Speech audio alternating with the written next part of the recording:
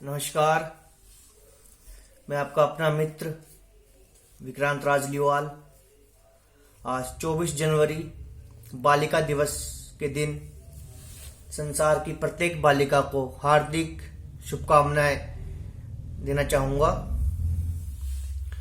और बालिकाएं, कन्याएं शुरू से ही हम भारतवासियों का गौरव रही हैं और आज संपूर्ण संसार में नित्य प्रतिदिन बालिकाओं द्वारा नए नित्य इतिहास रचे जा रहे हैं।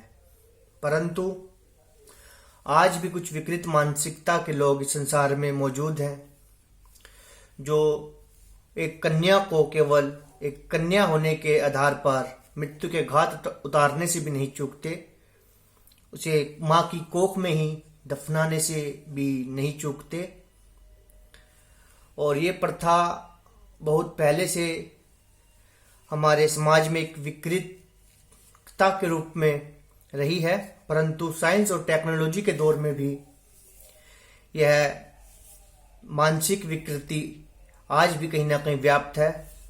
उन्हीं दर्दों को अपने एक काव्य कविता के द्वारा आप सभी सभ्य जनों तक पहुंचाने का प्रयास करूंगा। पुस्तक एहसास 2016 में संयुक्त प्रकाशन घर शादरा द्वारा प्रकाशित करी गई है। इसमें आपके अपने मित्र विक्रांत राजलीवाल ने 25 अति संवेदनशील काव्य कविताओं को लिखा है और प्रकाशित करा है, जिनमें से प्रथम दर्द, प्रथम एहसास बालिकाओं के लिए ही है और काव्य का नाम है अजन्मा भ्रूण। सुनिएगा, और यदि इस काव्य के दर्द और एहसास आप तक पहुंच पाए तो मैं अपना तुच्छ सा जीवन सफल मानूंगा। अजन्मा भ्रूण।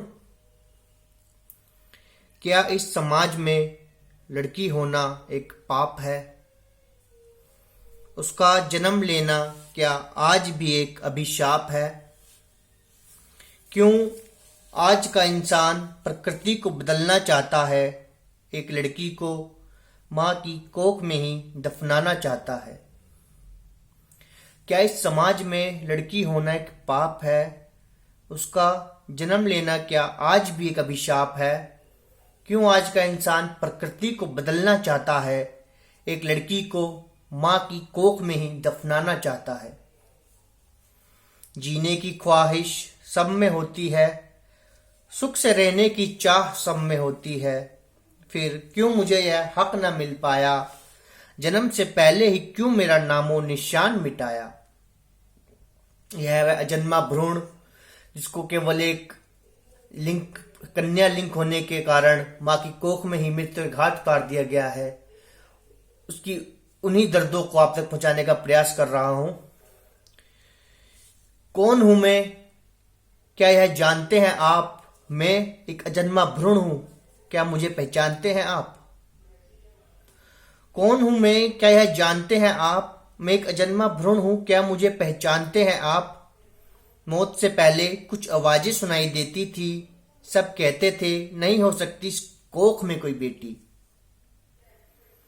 पर कुछ अपनों को मुझ पर शक होता था, वो समझते थे कि मैं हूं एक बेटी। यह वो समय है, आज साइंस के द्वारा भी साबित हो गया है कि एक कोख में जो शिशु होता है वह बाहरी वातावरण में जो साउंड होते हैं उनकी तरफ आकर्षित हो सकता है, उन्हें सुन सकता है, महसूस कर सकता है। तो उन्हीं एहसासों को बयान कर रहा हूं कि कौन हूं मैं, क्या है जानते हैं आप? मैं एक अजन्मा भ्रूण हूं, क्या मुझे पहचानते हैं आप? मौत से पहले कुछ आवाजें सुनाई देती थी, सब कहते थे नहीं हो सकती इस कोख में कोई बेटी। पर कुछ अपनों को मुझ पर शक होता था, वो समझते थे कि मैं हूं एक बेटी। उनको अनजाना डर सताया जाता, न जाने क्यों उन्हें खून के घूंट पिलाया जाता, पर मेरी समझ में यह नहीं आ पाया क्या है बेटा और क्या है बेटी। इस बात से मैं अनजान थी, शायद कुछ परेशान थी। हाँ, यह सच है, मैं एक भ्रूण ही थी और मुझ में भी जान थी। शुरू में तो खुशी का संगीत सुनाई देता था, हर कोई खुश है, ऐसा ही एहसास हुआ करता था। अब उस खुशी को जंग में बदलते देखा, अब उस खुशी को शक में बदलते देखा।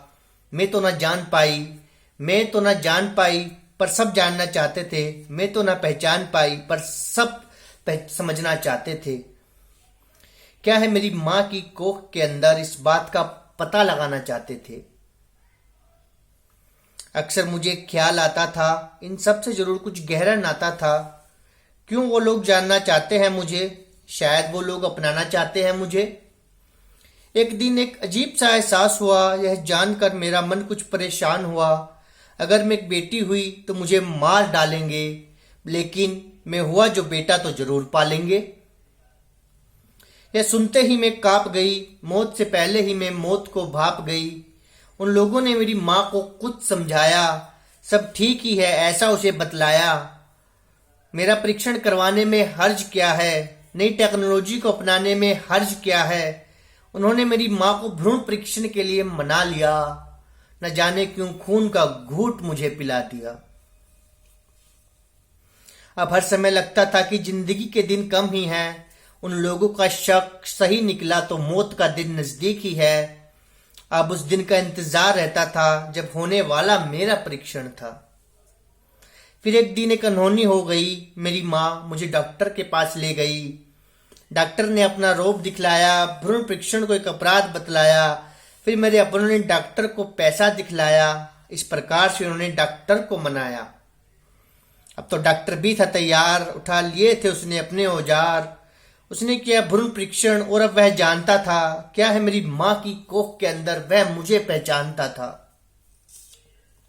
उसने बता दिया सबको, इस बात से नहीं वो अनजान था। उसकी बात सुनकर सब चुप हो गए। मैं हूं एक लड़की है जानकर शायद कहीं खो गए। कुछ देर बाद उन लोगों को होश आया। फिर एक बात को उन्होंने उस डॉक्टर को बतलाया। डॉक्टर महोदय बोले, चिंता की कोई बात नहीं, वह मुझे ठिकाने लगा देगा, इस बात से उसे कोई एतराज नहीं। अब उसने मेरी माँ को कुछ समझाया और अपने औजारों को कुछ इस तरह से उठाया। मैंने यह बात जान ली, जिंदगी खत्म होने वाली है, यह बात मान ली। उन सबकी सरकत से मैं इस कदर डर गई, उन सबके मारने से पहले ही शायद मैं मर गई। हाँ, अभी मैं एक भ्रूण ही थी, या यूं कहें एक लड़की जो भ्रूण थी। पर इतना तो मैं समझ गई थी, होते थे जो खुश मेरे आने पर, उन्होंने मार दिया मुझे लड़की जानने पर। एक सवाल बार बार मेरे मन में आता, जो मुझको हमेशा ही बहुत सताता। लड़की को जीने का हक क्यों नहीं मिल पाता? वह कोख में ही क्यों ना हो, पर उसे वहां भी सुकून नहीं मिल पाता। क्या लड़की होना एक श्राप है? क्या लड़की होना एक पाप है? लगता तो यही है मुझे, पर किसने समझाया यह मुझे? वह सब तो मेरे अपने थे, फिर क्यों मार डाला मुझे? इस बात को अब कभी भी मैं न जान पाऊंगी।